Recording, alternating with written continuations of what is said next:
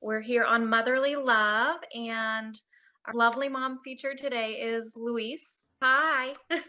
Hi, how's it going? Great. All right. We'll start with, how many kids, your family, and an introduction into who you are, what you do that sings to your soul. Okay, awesome. Yeah, so those of you who are watching, my name is Louise. I am a mom of two lovely little girls. My oldest just turned 9 last month, and my youngest is 6. And so what we're doing, I decided to come out here, even though it's a little bit cold, but I wanted to do this interview out here in this space because what we're doing right now is we're creating this wonderful little permaculture paradise. That barn that you see right behind me there is going to be our off-grid home that we're actually converting. We're in the process of doing it right now. And so that is what really sings to my soul, right? Is just like learning and teaching my kids through life experience on how to like live off the land, grow your own food, be as self-sufficient as you possibly can. In this day and age, it's really, really hard to be 100% self-sufficient.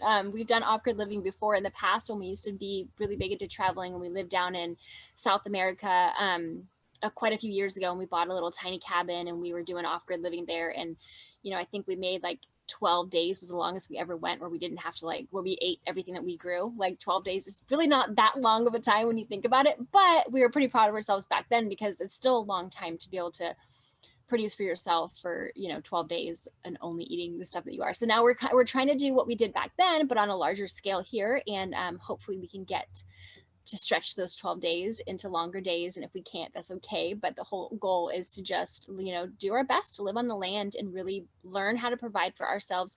And while we're learning, because we're always constantly learning, we're also teaching our kids. And what I love about social media or YouTube or whatever it is, we also get to inspire and help to teach other people who also have similar visions of being able to do the same thing. So that is what really sings to my soul.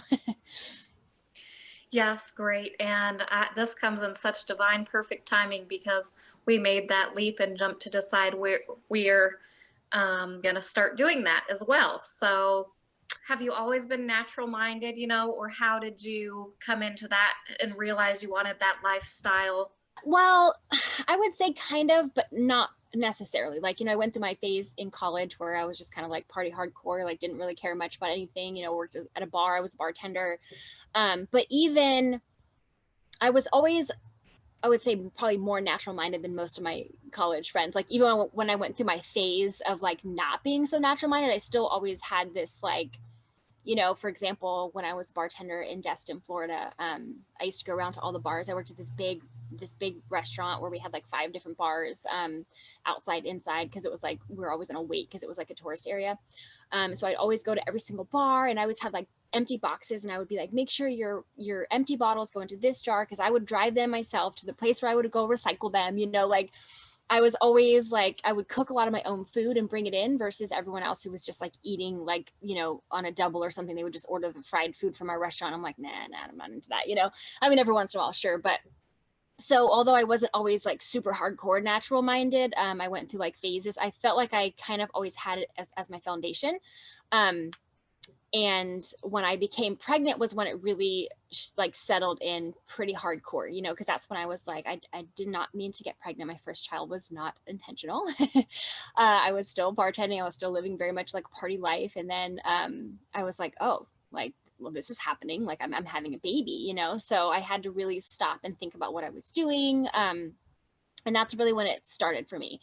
When we become a mom, it's like, everything changes for you, but it's not just like your physical reality changes, like everything changes even before that, like what you start to think about changes, like I just didn't have, like my mind just shifted so much. And I always was like, I don't know, I craved like healthy foods and stuff, which was really interesting to me. But so that's really when it started, when I became pregnant, and then after I had my baby, and then years into that, because obviously this is a journey for everybody, right? Like we'll become pregnant, and then there's the journey of that, and then you have the baby, and then there's a journey of becoming the first time mom, and I did so many things differently with my first than I did with my second.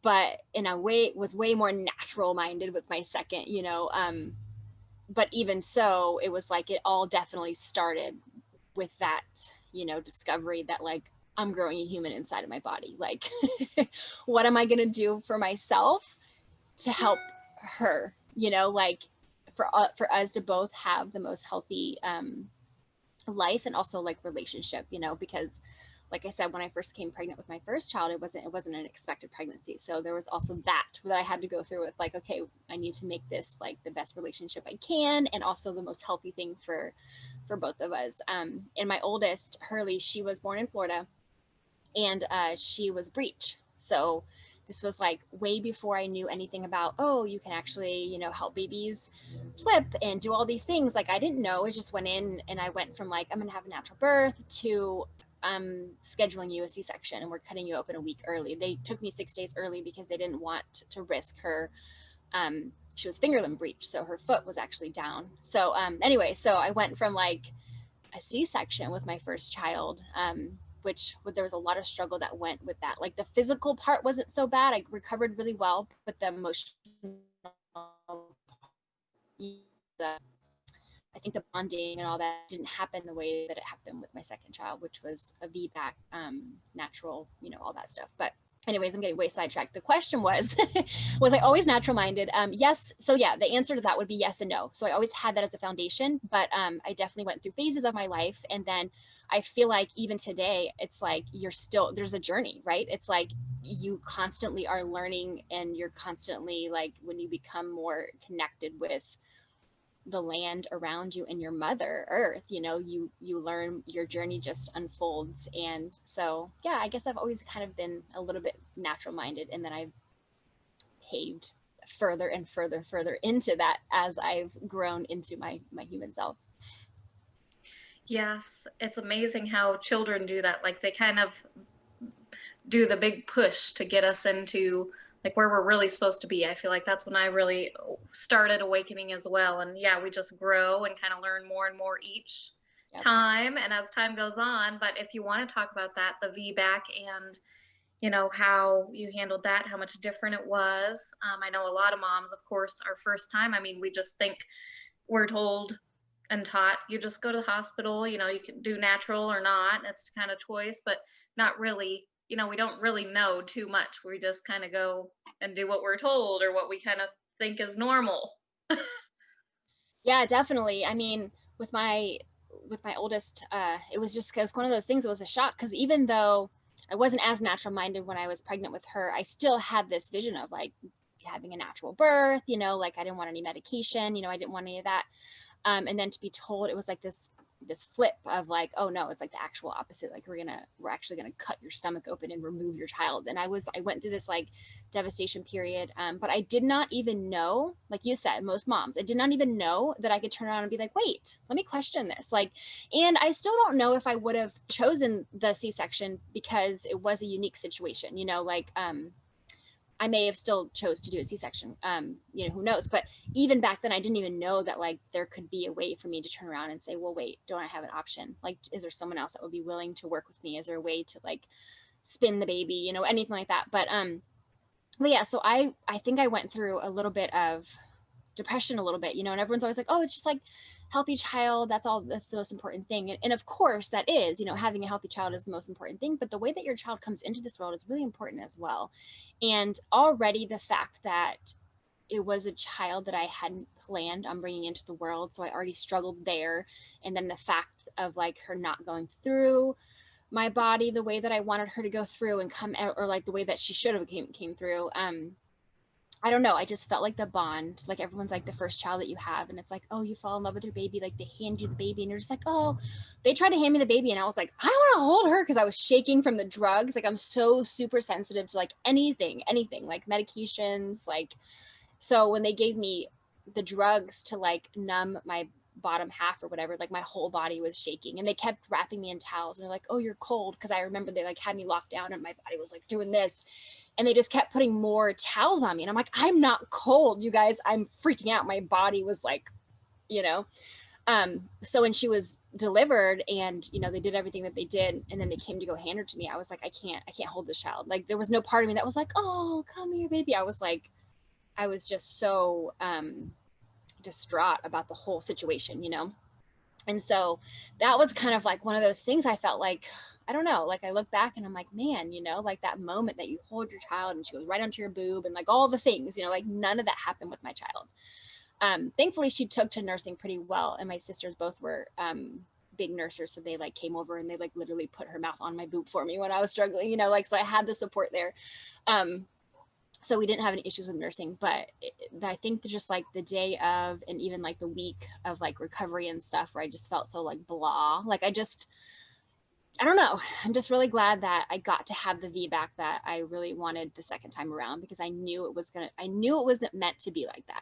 Do you know what I mean? And that's not to say like I'm so excited and happy that I have my child and, you know, everything happened the way it happened. And I don't, you know, there's no like negative like feelings to, or like I'm not saying anything negative about people who have C-sections, you know, because obviously I had one. But I did feel like it, and there was this in this sense, you know, like, gosh, like what if I would have just asked for something different? Like what could I have? You know, I just didn't know. So for anyone who is told that, you know, your C-section is the only option, I would definitely recommend looking into it. And it might be the case. Like there are some situations where guess what? C-section is the only thing that you've got right now if you want to have a chance of surviving or your baby surviving. But there are other situations too where you may be told that you have to have a C-section, but there may be options that you could explore, you know. And breech is usually one of those situations where, you know, there are either ways to spin the baby back around, or even midwives that are willing to deliver breech babies if it's a risk that you want to take. And there's just all kinds of stuff. But back then, nine years ago, I didn't know I had any option. The doctor said, and I just believed what the doctor said, and I just went home and cried, and you know, that was it. So then with your second, that was a very different experience. Oh my gosh, 100% different. I mean, from the fact that, you know, I, number one, wanted to get pregnant. So of course there was like a different emotion behind it all. And then of course, like the whole pregnancy, I did everything. Cause at that point I was super natural minded. You know, I had already been like a mom for 3 years, 2.5 years at that point. So, you know, our life had shifted. Cause like you said, everything changes when you know, the way you think, everything you think about changes when you become a mom. And so I had shifted like my whole life at that point. So when my little Stella was in my belly, everything was different. You know, everything was natural, which is like it was with Hurley. But when it came time to have the baby, it was like, you know, I hired a doula because I knew that like the thing is when you're in those moments, you know, like in your like who knows, but you know, the whole thing about labor is like they scare you a little bit, you know, because it's like you see on the TVs like or the movies or the shows, like the mom is always like ah! And they're screaming and they're in pain, you know. So like in your head you're like, this is like the worst experience ever. So you don't really know what's going to happen when you're in that moment, when you're in pain, when you're scared, when you know the doctor's telling you like this is going to happen or else, you know, like you may make decisions that you wouldn't have made if you were in your sound mind where you weren't fearful or you weren't, you know, or your hormones weren't going crazy. So I had a doula that came with me to the hospital because I knew I wanted somebody there that could help me make those decisions that she knew were important to me, even when I was like not really fully aware of making, you know, like because when you don't know what's going to be happening when you're in labor. But my doula was like, we're not going to the hospital until we absolutely have to, you know. So we labored at home for like a really, really long time. But even my birth or my pregnancy with my second child was really strange for me because I saw because it was a VBAC, there's a lot of midwives that wouldn't see me because it had to be an OB that would just in case anything went wrong, you know. And this was in Northern California at this point. So my first child was born in Florida, and then we lived in California. So we were up in the Northern California area, and we had this doctor, and she was a really sweet lady, but I had gotten to a lot of like discrepancies with her throughout the pregnancy, which is something that I should have, like, I did listen to, but my husband kept telling me like, you're just extreme. You know, my husband's like, you're just extreme. You're just, you know, not really that he called me crazy, but he kind of sort of called me crazy. But it was like certain little things. Like I remember one of the biggest things was the glucose test, you know, and when they make you drink that drink to test your blood sugars. And I was like, I don't want to drink it. The first time my first pregnancy, it made me feel really, really sick. And at this point I was already eating like a diet to where we didn't consume a whole lot of sugar. So I felt like my body's really sensitive. If I would have drank all that, it would have put me in like overdrive. I get shaky. I feel sick.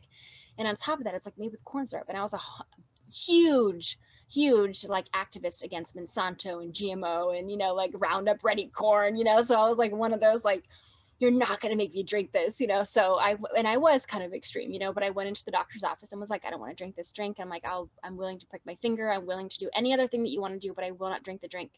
And she was like, well, that's our policy. So if you don't want to drink the drink, you can't be our patient. And I'm like, oh, wow. So you're firing me. It isn't supposed to be the other way around.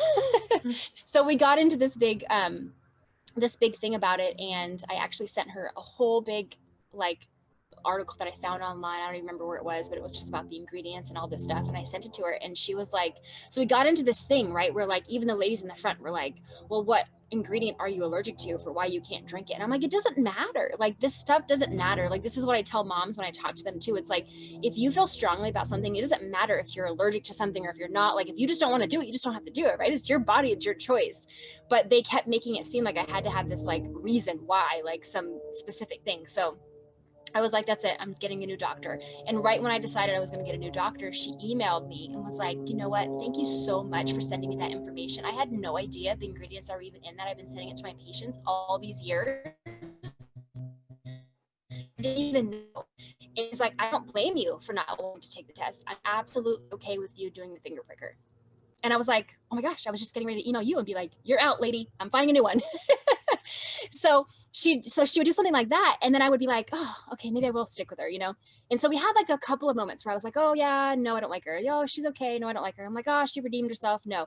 And so we went through these phases. And then it was the last straw at my 35-week appointment. And we talked about like ways of breathing through like the natural birth. And I was like, are there any recommendations that you have for like classes? Like, should I do this or that? And she's like, oh, honey, they all say they're going to do it naturally. But once it comes time to it, no one ever really does. Or something. She said some like comment to me like that. And I was like, oh my gosh, like I'm 35 weeks pregnant. Like I have 5 weeks left, you know, depending, give or take, of course. And that's when I finally, the straw was like, I was done. It was the last straw. And I switched doctors at 35 weeks, which a lot of people think I'm crazy, but like, you've got to do what you feel. There's a plane going over me. So sorry guys. You've got to do what you feel is the best for you. Right. And so I switched doctors at 35 weeks and I went to another hospital that was like, it was far, it was over an hour away, but it was known as the lowest intervention hospital in that area. So I switched doctors at 35 weeks. They didn't know anything about me. I just walked in. I was like, look, this is what happened. I'm a VBAC and this is the lady pissed me off and this is what she did. And they're like, oh, I'm so sorry. We will not do that to you. You know, like, and so, but I went to that place and it was kind of cool because they were all really understanding already of like women coming there because they know that hospital is very low intervention, you know? So it was kind of cool, but it was nice because I still couldn't be seen by midwife. I still had to be an OB because it was a VBAC, which was fine. You know, I was like, I don't care as long as someone's going to respect my wishes. Like, I don't care who you are. I mean, as long as you're going to respect my wishes, you know, but that was good. You know, the labor, I stayed at home still as long as I could. By the time I showed up at the hospital door at UC Davis, not UC Davis, Sutter Davis, to the time that she was actually out of me was 45 minutes. Like I was really close. Like that's how long I labored at home for because I was like, I don't want to go to the hospital. They're going to put a time limit on me. And then if I don't get and it was my first time being like, I had never experienced a contraction before because my first baby was taken from me 6 days early. So like, I didn't even know like what labor was going to be like, you know, part of my mind was still like, it's going to be really horrible, painful, you know, all this stuff. So I didn't want to go in there and then have to worry about that. So my doula was with me the whole time and she had 5 home births herself. And so she was like, worst case scenario, girl, if you end up having a baby in the car, I got you. And I'm like, okay, we're doing this. So yeah, totally different experience with the second one. And of course, even her coming out and the bonding and the latching immediately and just even our relationship throughout the last 6 years has been completely different. And I always wonder if it had anything to do with the way she was delivered too, you know, just like the emotions that went along with it. But I don't know, you know, there's no way of really knowing because things happen and you can't ever go back, you know? Yes, I love that whole story. And we also just do the best we can with what we know in that moment. You know, it is, and that's why it is important though that we grow and learn and like that things, what things may happen opens a door for, okay, what could I have done? Where did I go wrong? But not that I did, forgiving, of course, ourselves and saying, okay, but I just knew that at that time. But now next time I'm gonna look into this or do this differently. So Right. that's a wonderful story. You have a perfect example of kind of the difference, but then only and so many just yes, do what they think is right in that moment, right? Absolutely. I mean, we all only do the best that we know with what we have. And it's like, there's so many feelings I have of guilt towards what I did with my first child. And I've had to like learn to like uncover those and pull them out of me and just handle those. Cause it's like, you can't feel that way. I mean, like, it's natural to feel that way, but at the same time you still did the best that you knew with what you knew at the time. And that, yeah, you're absolutely right. That's why it's important to just be open to information from other people, because if I would have had all the information that I had when I had my second child, if I would have had all that information when I was pregnant with my first one, I probably, things could have been a lot different, but I just didn't know what I didn't. You don't know what you don't know. And but yeah, I mean, and that's the thing, is there's this fine line too between trying to spread awareness about stuff without trying to make people feel like what they've done before in the past is a bad thing, because you hear moms that will say things like, especially with the whole like breastfeeding thing, or bottle feeding, and it's like, oh, well, I bottle fed. And then they have these guilty feelings. And it's like, well, you can't have those guilty feelings, but you just know this is, it's spreading awareness, it's information. It's never any, judgment. And I mean that towards your own self and also towards other people, because all moms, I believe that we're just doing the best that we can for our kids with what we believe is best for our kids. And what you believe is best for your child may be different than what I believe is best for my child. But it's important for us to have as much information as we can so we can make those educated decisions. Yes, exactly. So how about your story with you said you lived in South America. So was that a big kind of, did you have your kid with you? Was that Mm-hmm. going into, this kind of lifestyle? Yeah, kind of. I mean, so up until March of this year, we were actually full-time digital nomads. um, COVID kind of slowed that down a bit, but for the last 5 years or so, we've just been traveling the world. So my husband was in the US Air Force, and it was the actual complete opposite of what our life was, our life of freedom was going to be, right? Like, he was told what he had to wear, how he had to look, where he had to live, like everything to the T of what he had to do. And we were just like not in alignment with that whatsoever. However, when he graduated college and didn't really have, he worked a couple jobs, he was making like crappy money, we were scraping to get by. And so like joining the military was like, I don't know, it was just like an option that he saw to go for. So he did that for 6 years. And then after he got out, we just took off. And that's kind of, so we lived in Northern California, and our daughter, so our youngest, Stella, her name is Stella. She didn't get a typical birthday party like most kids do. She got a passport. That was her birthday present. And she got a big bowl of avocado chocolate pudding, and she covered her body all over it. It was really cute. And then we had a passport, and then we pretty much took off ever since she was one. So yeah, we've traveled a lot with our kids.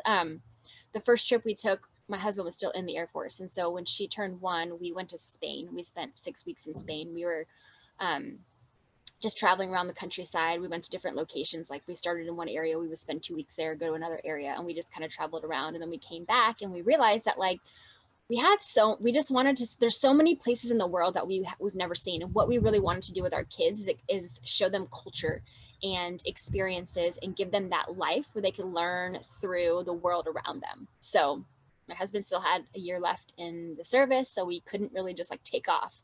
So we waited until his last day that he was in, and then we sold everything before his last day, but we were getting everything prepared basically for that next year after we got back from Spain. So we had 2 houses in California. We sold them both. We bought an RV, and we took off the day that he got out of the Air Force. We like have a little video of us like driving off, and we're like, bye. And we just started our trip. So we started off in the RV. We traveled for a little bit there. Then we went down to Costa Rica because we thought we were going to move down there. And we had this vision of starting this permaculture, kind of what we're doing here, but we had this vision of doing it like in this exotic place. And what you read online about Costa Rica was like the perfect place. So we went there for 6 weeks too. And we decided not to move there for various reasons, but We came back to the States kind of like with our head down, like, oh, it wasn't what we thought it was going to be. You know, we went back to our RV, we started traveling, and then, yeah, we ended up in South America. We ended up moving down to Chile. And like I said, we bought this little tiny cabin and we invested in a bed and breakfast with another couple. And the whole idea was to grow all of our own food, all the food for our guests. And that was the very first time we did any sort of off-grid living. So we built, you know, we converted the cabin that we bought into a completely off-grid cabin.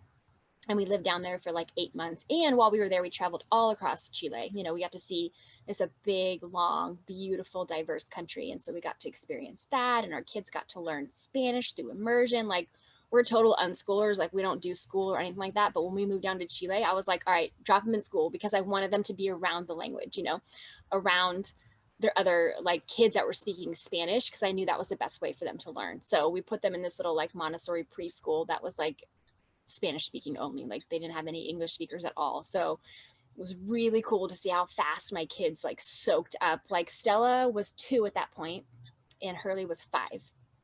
And Hurley was speaking full on, like, I mean, she's not like fluent in Spanish or anything. We didn't stay long enough for that. But when she speaks Spanish, put it in front of her face, like, you would not know that she was a white girl. Like, her accent, the way her words flow. I mean, she sounds like a little Chilean kid, you know, because she learned from her peers. Whereas when I was speaking Spanish there, you know, I was like, hola, ¿cómo estás? You know, like, I'm so like gringa Spanish because I learned from like a school. Like, there's the difference, you know? So yeah, so we moved down to Chile we stayed 8 months. We had a plan of being there from like, we didn't really have a plan really, but we knew we would be there for like we thought maybe 2 years, you know, and then we ended up just being like, we're so in love with all the places that we've never been. So I was like, I just want to see the world, you know, and I want my kids to see the world, and I want our life to be like I want them to be able to experience the different types of people, different colors of people, different of their skin, of their clothes, of their food, of their how they live, how everything that they do, so that they know that the way that we do things in this one tiny little state, in this one tiny little country of this big world, is not the only way, you know. And I feel like that was the best way to broaden, you know, just their views on life and the world and people in general. So we took off, and over the last 5 years, we've been to 15 different countries with our kids. And it's been a wonderful experience. We've had, like I said, we didn't have a home base. We were just full-time travelers. When we were stateside, we lived in our RV. And then when we were not stateside, we were, who knows where we were. We were wherever we wanted to be, you know. And so it was really nice until we were actually in Asia when COVID hit. We were, not a lot of people actually know that we were in China on December 25th. We flew in there on a Christmas, and we don't really celebrate holidays much. So to us, it was just another day, you know, but it was a cheap day to fly. So we're like, oh, let's fly on Christmas. So we were in China on December 25th, and it was so crazy because we were flying in from Cambodia. And when we booked the tickets, it was all these warnings about COVID and stuff. And I was kind of like, what is this? You know, I clicked and I read a little bit about it on my coronavirus, and I'm like, yeah, it's fine, whatever. And we booked, you know, because it was like a warning, like, are you sure you want to book this? So we were in China, like, in December, at the end of December, when it was like running rampant through there. You know, we flew into Beijing, and it was kind of crazy being at the airport there. But once we were already on our way back to the States anyways, we got back to the States, and we didn't realize how big it was going to be and that it was going to shut down the world. You know, we just, when we had that little warning pop up, I was like, well, virus, it'll be fine, you know? And then we got back to the States, and we still, I mean, we went to our RV because that's where we live when we're in the States, and we're sitting there and we're like, what are we going to do next? And we did take one more trip when we got back from Asia. We went to Mexico down to Project World School Family Summit, and we went down there in March, and we came back. It was early March, and that was like 2 days after we got back. They were like shutting down the borders of everything, and we're like, this is insane. Like, what are we doing? You know? So we're like, thankfully we got that last trip in, you know, real quick before the world shut down. But that's when we were just sitting there like, okay, we knew we wanted to buy a piece of land and build something like this. We didn't necessarily want to do it this year because, like I said, I have a lot of places I still want to travel to, and I wasn't really quite done being a digital nomad. But the timing, I mean, we're like, while we're sitting here trying to figure out what's going on with the world, why don't we just go ahead and build something? And plus, you know, just the instability of, you know, who knows what they're doing. The world's losing its mind. So it's not a bad idea to just learn, you know, have your own food, grow, you know, just to do something like this just kind of seemed perfect timing. So it wasn't exactly in our plans, but at the same time, we never really have plans anyway. So it just worked out the way it worked out. Wow, that is so amazing. I love that.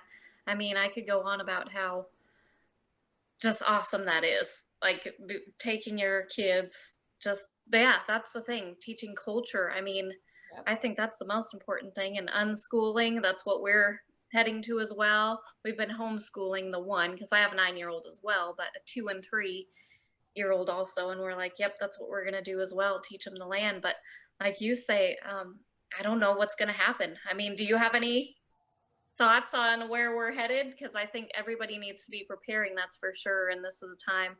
I agree. And that's why we chose to make this step to go, live the off grid life, or, living with the land life now compared Right. to any other time. I feel like it's a good time for people to consider this. Yeah, absolutely. I mean, there's a lot of theories out there, right? But one thing I do think that's happening is the loss of freedoms of being able to, do what you, how am I trying to say this? Like, I do believe that this coronavirus, the vaccine that's coming out, is going to be pushed really hard. And I don't believe that they're going to be able to force people. I do believe that we all have a little bit of time, because I don't think they're going to be able to mass produce as many as people as there are in the world. So I do think we have a little bit of time, but I do think eventually it's going to get to the point where, if you aren't, and this is just the start, right? Like they've been doing this for a while now. This is why we left California years ago, because they started telling you that, kids couldn't go to school if they didn't have all of their vaccines, including ones like chickenpox and ones that like some parents just don't want to get because they don't see the point in it, like, and I'm not saying that, that coronavirus isn't real or, anything like that. But I definitely think that there was there's something else going on here where they are starting to force people into this state of mind of like fear, and I know tons of people that are like, if it comes down to it, if I can't go to work, if I can't do certain things, I will get the vaccine because I don't want my life to be interrupted. So that's kind of like where I think we're going. I think that they're going to start taking away little by little of what you can do. That way, more and more people, because there's a lot of people that don't want to get this vaccine. It hasn't been tested long enough. They don't know anything about it, why would everyone just line up for it? So I think that they're going to have to use things like taking away your freedoms, which they're already doing, and they've already been doing for years, which they've just been slowly doing it where the majority of people weren't seeing it. And now I think that people are waking up in the masses, and they're needing to do something. So I don't know, I feel like, yeah, we're just kind of on this path where this is the time to set yourself up to be able to, live a life where you don't necessarily have to go to work if you don't want to. Like we have an online business. My husband and I, we both were digital affiliate marketers. We work with products that we 100% agree with, that are good for the planet, the people, that type of thing. And so we have a business where we can sustain ourselves. We don't ever have to go to work ever again, so that's part of like being able to live this type of life. And then if you have your own food, right, then then you're cutting your cost of living. If you have your own power, you cut your cost of living. So although it's really hard for the majority of people this day and age to be able to live the life, like I think it's the most important time. The people who are getting out of the cities into the country land, into the mountains, into anywhere where there's water. Water is a really big thing. So I just want everyone to know that one of the big things, if you take anything away from this, take away water. Like you need to be around water, right? Clean water, and being able to just have those skills and teach those skills to your kids, because you don't want, I mean, everyone right now is so focused on like, oh, my kid's not learning anything in school, and it's like, and I get the concerns there. My kids are unschooled, so I never have those concerns, but I understand fully. Like my sisters, all their kids are all in public schools, and they're all really worried, and I don't have like, I feel compassion towards them, like towards their concerns. I don't want to downplay them, but I'm like, you know what, really, teach them how to grow a garden, teach them how to like go out and shoot some bows, go do some, it's fine that, and then teach them math while you're doing it, or do things with them. They're always learning. Kids are learning from us all the time. But I think that this is definitely the time, because you can't trust the government. Anyone who thinks the government's doing anything good for the people, you've got to get I don't, in a very, very nice way, I mean this in a very nice way, you've got to open your eyes to the fact that that's not the case. They don't do, the government is not doing anything to better the people. The government does everything to better themselves, you know, and that's just a sad reality of it. So with everything going on in the world today, it's the time. I mean, there's never been, I mean, the time was 10 years ago, but the second best time is now, you know, like it's never too late to start it. And once you have something established, then to also learn how to protect it and keep yourself, because it's not going to do any good having all of this if you can't protect it from anyone who doesn't have that, who may go crazy when they don't have access to anything, and then what's going to happen, you know? And I don't mean to say that to instill other fear, other kinds of fear, but it's just things that to think about, you know, preparing for the worst and hoping for the best. That's what we're at least. Yes, exactly. Yes. I love that. Preparing for the worst, hoping for the best. And that's where we're at as well. Do you have any like permaculture farm tips for anybody out there? You know, even little things people can do to start this? Yeah, I would just say that the biggest tip I can give people is that it's a journey. So trying not to just jump in all at once, because that's where, you know, it's, you can read everything that you want to read in a book, but doing it is a whole nother thing, you know? And I know for me, I get super excited and I'm like, I want to do all the things. And I just start going for it all. You know, is the best way to learn, in my opinion, is just doing it. You know, don't wait until you have all the knowledge. Like, implement as you go, learn, implement, learn, implement. But also just knowing that you don't have to have it all figured out at first, you know, because you're going to read something and you're going to think you've got it figured out, and then you're going to go try to do it and it's not going to work the way the book said it would. And then you're going to have to start over, you know? And so it's like just knowing that, like, it is a learning experience as well. Like, even when you've been doing it for a long time, or if you've done it before, you know, like, there's so many things that you will have to learn on your own. So just like kind of take it step by step. Like, but the biggest thing I can say is just don't wait to get started. You know, don't wait until you feel like you have all the answers. Don't wait until you know everything, because you're never going to know everything. You know, there's always going to be something else to learn. And again, like I said, you can read everything you want to read, but until you start actually doing it, you know, that's when you're really going to learn the most, is getting your hands out there in the dirt, in the sand, or in the mud, in the, you know, whatever it is. Then that's when you're really going to learn what works, what doesn't work, and what works on your land versus what works on my land, and your climate versus my climate. You know, there's all these things that you have to consider. But yeah, I think that would be the biggest piece of advice, is just don't wait until you know everything. And then also just don't try to just like do it all at one time, because that is, and many times can just be very disastrous.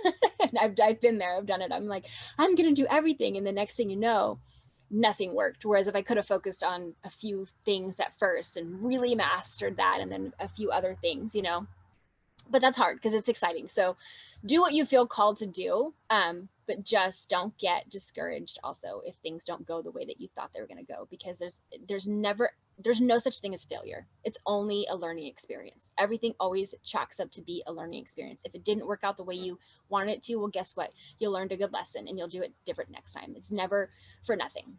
And it can be hard, because when you put so much time and love into something and it doesn't work out the way you want to, I mean, I've spent days crying before, like, just like, I spent months and months and months working on something that didn't work out. I mean, it literally was like, to me, a failure. And you just feel like, oh, my wasted time. It's never a waste. And because the next time you will do it differently. And that was the best thing that you could have got out of that, was just a really good learning experience. Beautiful. Yes. Perfectly stated. How about, you know, working with the land and being with it all, that connection, our connection with Mother Earth and sky and heaven and all that, and how important that is as well to people, for everyone really. I think everybody needs it. That's, you know, connecting with our soul and heart. So what do you want to share about that as well? Yeah, I think that's really important. And I feel like as a society, we're so disconnected from that, you know, and it's really hard because you see the timeline of how that happened, you know, and how we got so disconnected from it all, you know, and a lot of it is like convenience, and a lot of it it's like everybody's so busy in their lives, excuse me, like I talked about earlier, where most people are getting up to go to a work or go to a job to pay for their house or to pay for their car or pay for their power, electric bills, things like that. And so I feel like this is where you really get connected with your land and you really feel at peace knowing that like your life is just being out here in like, I don't want to say like in survival mode, but like I almost feel like it's like a different, like living in a different era, like where you're not living your life to get up every single day to go to work, to make money, to have the house, to have the car. You're not doing any of that stuff. You're literally waking up every single day to go touch the earth, feel connected to it, and know that this is where you belong. Knowing that like your purpose here is to, I don't really know how to describe it. It's like a feeling that you get. I don't even think it can be described, but it's just like something that nothing else really matters when you feel like that what you're being a part of is,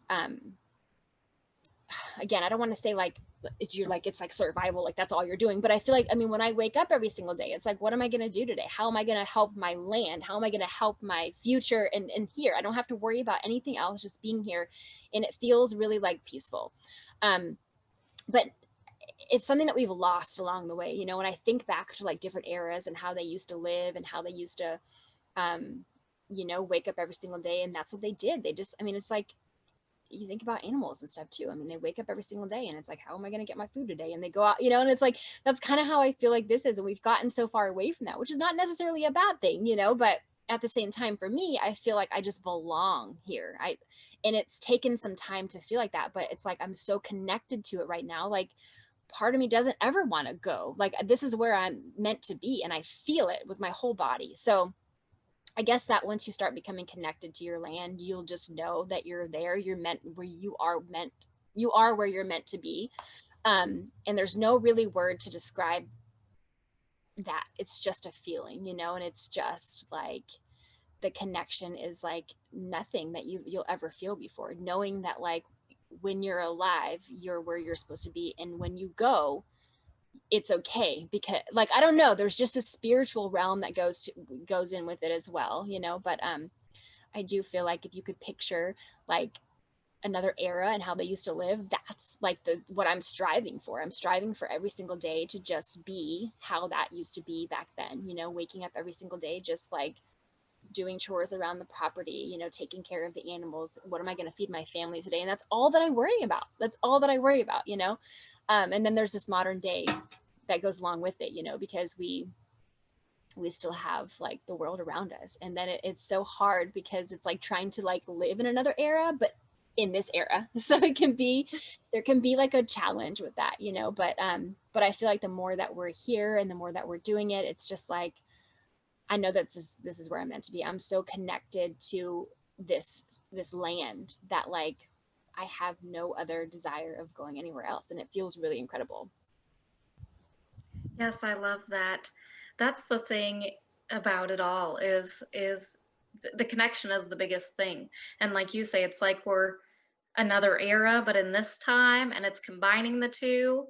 But we really do, as society, need to go back to that.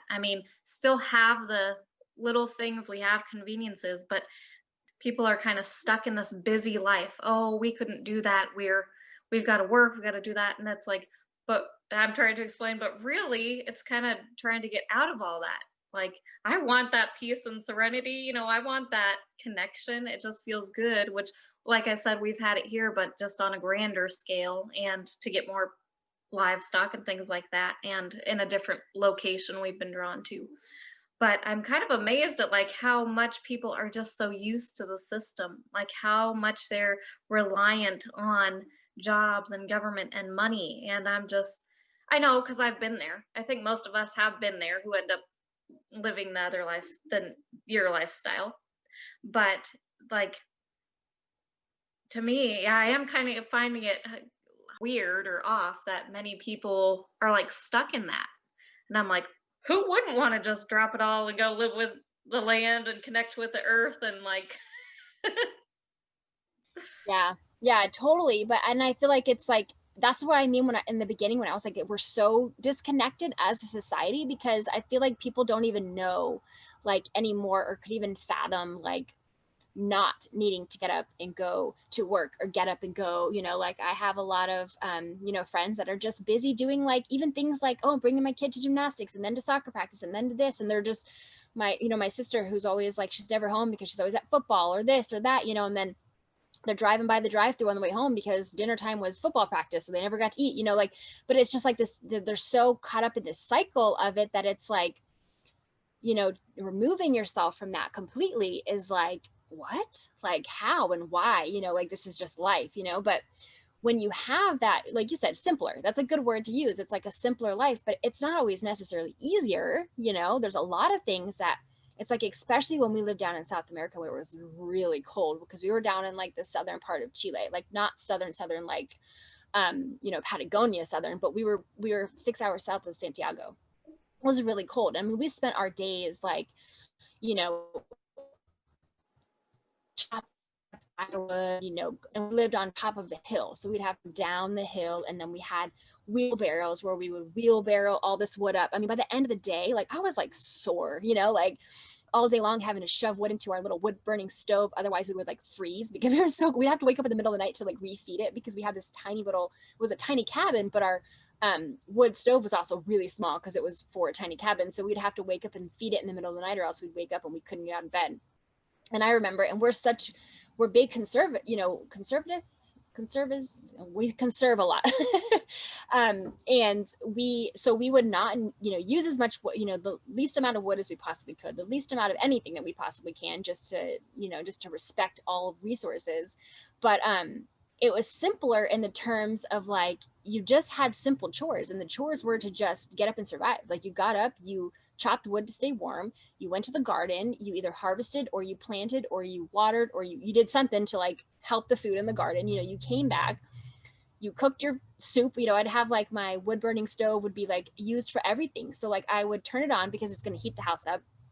Well, it'd be on anyways, but then I would take my Dutch oven and I would have like a soup going all day long. So while I was out in the garden, it would just be sitting on top of my wood fire stove, because while I'm using all that wood, I want to also use it for other stuff. So I'm cooking, I'd have like a pot of, something else going on. We used to have like leaves and stuff and like orange peels that we would also put on just to like, cleanse the air. And then like if we had clothes that we had to wash, a lot of times like we would just wash them with our hands, and then we would hang them on top. So our wood stove was here, and then we'd hang our clothes on top of the wood stove. So then like the heat would dry our clothes because we didn't have a lot of sun, So like it was like simpler, but it was not really like easier, and I know why people are like, I just throw it in the washing machine and put it on the dryer, just push a button and then I'm done. I don't have to do all that stuff. And it's like, yeah, but for me, you feel so connected. Every single time I was hand washing a piece of clothing, I was like thinking of like, oh, if it was like dirty, because we don't wash our clothes often.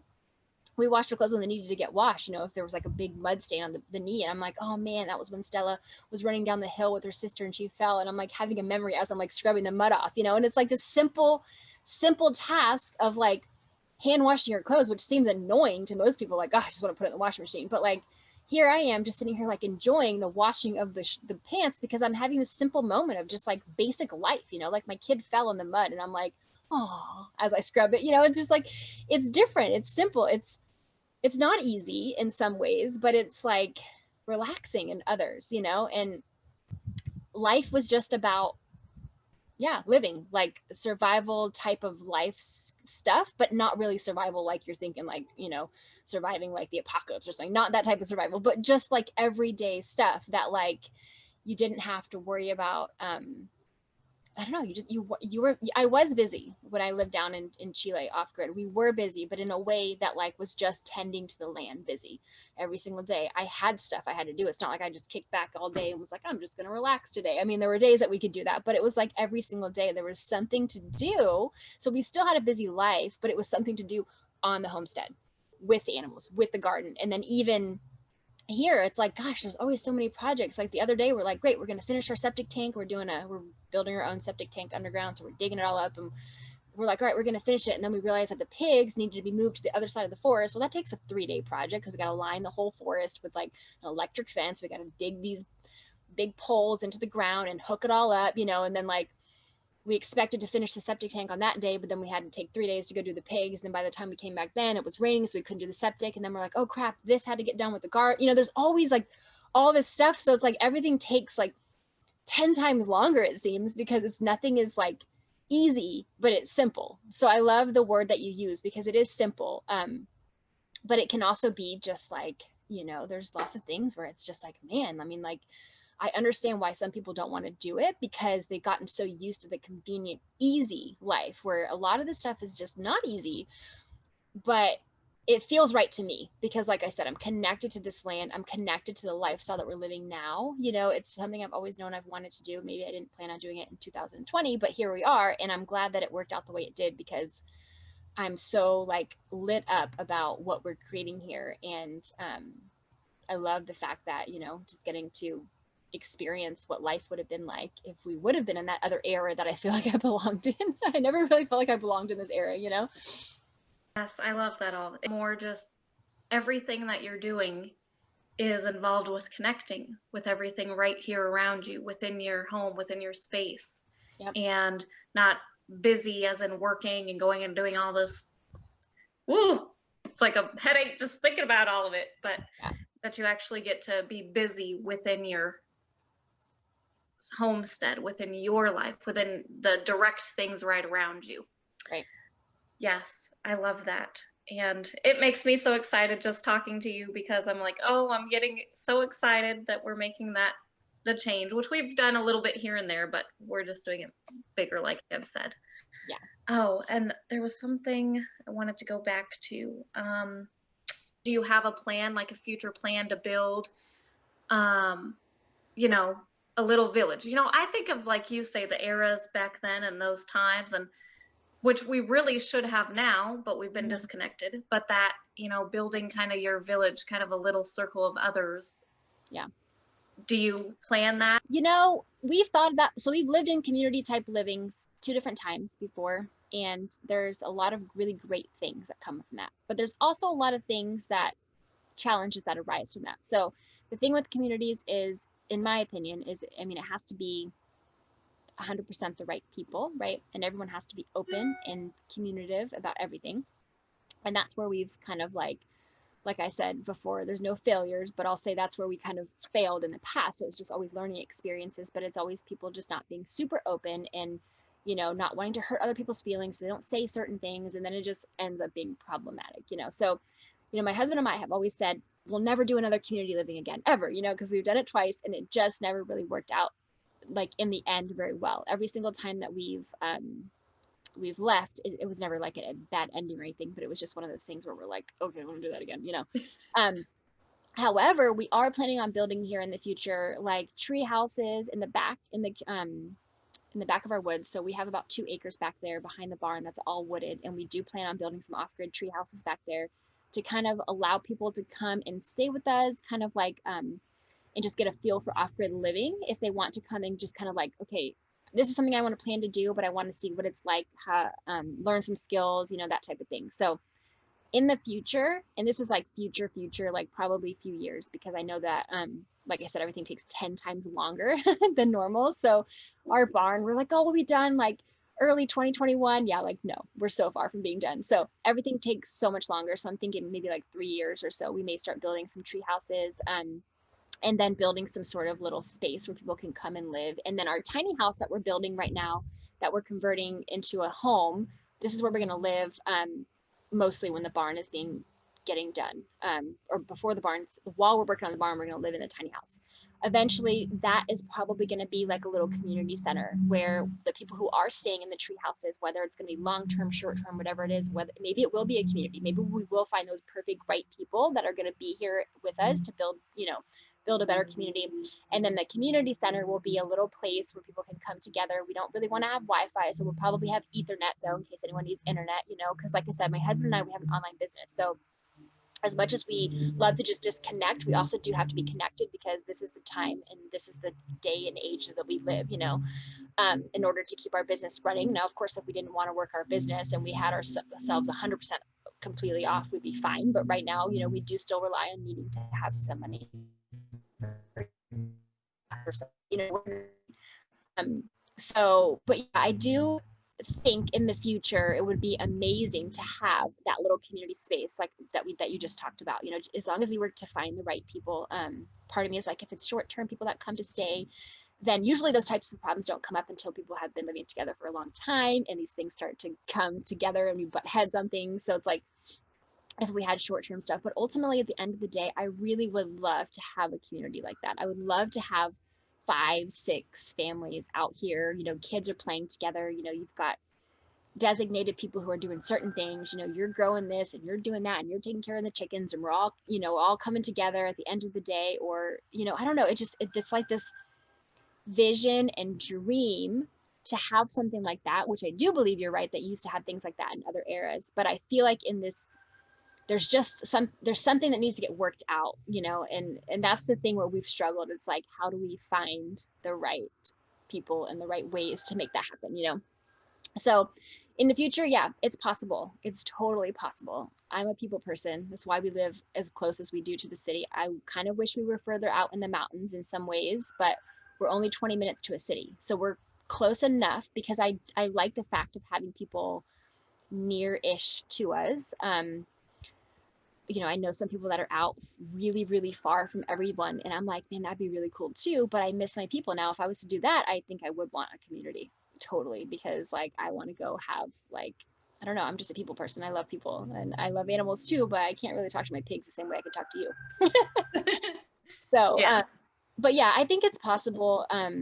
But my husband is not really into it because I've told him before, I'm like, you know, we really could start building, you know, and he's like, no, we've talked about this. We're not doing community again. I'm like, yeah, but so there's a part of me that still wants to create that, but there's a part of my husband that is like, no. And then I also understand why he says no, because I felt that way before. But then when I think about it, it's like the way it's like Costa Rica for us. What I thought was going to be Costa Rica. And then when I got to Costa Rica, it was not what I thought it was going to be. That's how I felt about community living the times that we've done it. It's like this beautiful, like this, like the thought of it is like, oh, that's amazing. We all work together and this and that. But then really at the end of the day, it's like what actually happens is another story. And the ones that we were in, of course, every community is going to be different. So I'm sure there are communities out there that are perfectly running smoothly.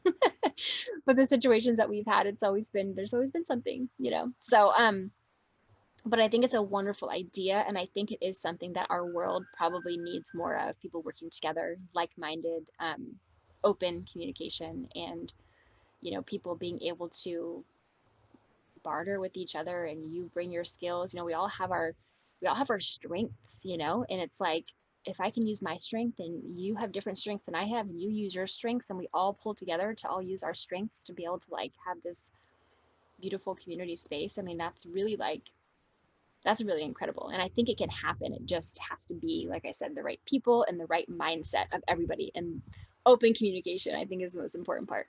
Great tips for all. All right.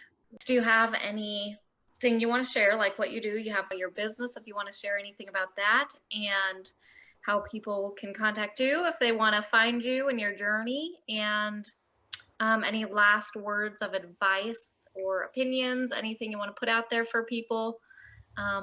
Yeah. Everything's really on social media these days. So, um, so yeah, if anyone's interested in connecting further, you can always find me on social media on my personal page, which is Louise Milleman. We have a Facebook page as well. It's called Our Big Rad Life, which used to be our travels, right? Because like I said, we used to be full-time digital nomads. We're like, Our Big Rad Life. And we used to post all these travel videos. It's kind of shifted now from like travel to like what we're building now, but it's still, we kept the same page because it's kind of our brand, right? It's just kind of us and what we do. So our Facebook, our Instagram, and our YouTube is all Our Big Rad Life. Our, like OUR, Our Big Rad Life. And right now we're posting up all of our videos on YouTube. On like the next one that's coming up is how to do a DIY septic tank, which is really cool. We'll be building all of our barn with sustainable materials such as hempcrete, which is going to be really cool to be able to watch if you guys want to tune in on YouTube. And what else we have? Oh, we're doing an underground greenhouse, which is going to be really cool if you guys want to check out how to do that. We're doing a natural swimming pool. So we're going to dig up a swimming pool. We're going to plant certain plants inside the bottom of the swimming pool so that they filter the water. And then we're going to attach a little pond on the side of it for our ducks. So we have all that going. We have composting toilets we'll be YouTubing about. Like, there's just so much stuff. So I totally recommend YouTube for like videos if you want to check out what we're doing. Instagram if you want to check out daily like stories. I try to update stories, but again, like life is life, and sometimes I just don't get around to it. But so yeah, so check us out on Instagram or YouTube, which is Our Big Red Life, or on Facebook is Our Big Red Life as well. And I think that's about it. Oh, about the online business. Our online business, if anyone's interested in learning about what allows us to live the freedom lifestyle that we lived, even while we were traveling, while we're staying put here, we basically work with an educational platform that teaches people how to build a personal brand, and via building a personal brand, how to utilize like affiliate sales or affiliate marketing of other people's products, of course, that you're fully aligned with, because as you build a personal brand, you have your core values. But we utilize a platform that teaches people how to take your unique your life, who you are, and turn it into a way to monetize yourself, and basically learn how to live the life that you want to live by being able to talk about the things that you're passionate about, talk about off-grid living, talk about permaculture gardening, talk about being an unschooling parent, and incorporating that as a part of your brand, and then letting your brand speak for itself, and letting your brand kind of help you through affiliate marketing also to build out your dream life, really. And we work with a lot of high ticket products so that we're able to have an actual livable income, and we're actually able to do the things that we want to do with a little bit of internet. It's all we need, and everything else we can just be out here doing whatever the heck it is that we want to do. And so if anyone's interested in that, I do have a web class that I can send you. It's about 30 minutes long, and it explains everything that we do. So if you're interested in following us, YouTube, Facebook, or Instagram, Our Big Red Life. If you're interested in learning about the online business that we work with, then please reach out personally, and I'm happy to send you a web class of what I do in this online space that allows us to live the life that we really truly feel called to live. Yes, wonderful, beautiful. And any last words for anybody? Advice, opinions? I would just say that remembering this is all a journey. We all start, we do what we know. What did we say earlier? We do the best with what we know at the time that we know it, right? So everything's a journey. If you're interested in getting started with a lifestyle like this, I highly, highly recommend, start, do it as you go, just kind of like implement a little bit here and there, and just really start building out your dream. Like that's the thing, is you don't have to wait until you know it all to start doing it. And I think that's the biggest thing I hear people, the biggest, I want to say mistake because I hate using that word, but the biggest thing that I hear people is like, they're not ready. They're not ready for the next step. They're not ready for this, but you're never going to be ready if you continue to just wait until you're ready. It's all, there's this magic in taking a leap, especially if you feel really called into what you're leaping into. Then there's no failure, you guys. There's no failure. Like the only thing that you can do is learn. So take the leap. If you fall, you'll get back up and you'll leap again, but just don't sit around and wait until you feel 100% ready, because it'll just never happen.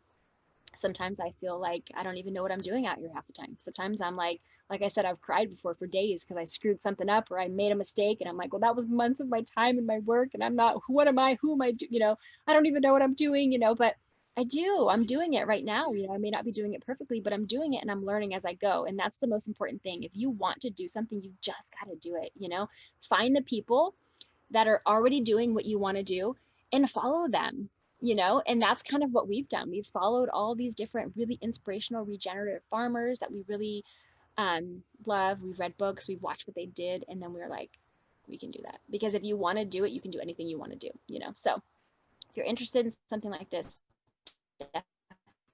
definitely follow along. I'm not just saying for me, I'm saying follow along anybody that's already doing what you want to do, and don't wait until you feel like you're an expert at it, because you're never going to be an expert at it. You will, but I'm saying don't wait until you feel like you know everything, because you're never going to know everything. You just got to jump, and you will learn as you go. And the more that you do it, the better you'll be. So That was so beautiful. I love it. Thank you so much for that encouragement. Take that leap of faith. Exactly. And the timing, even though the timing, you never feel like it may not ever be perfect. Like that's perfect, because so many people want it just how it's supposed to be in this exact way.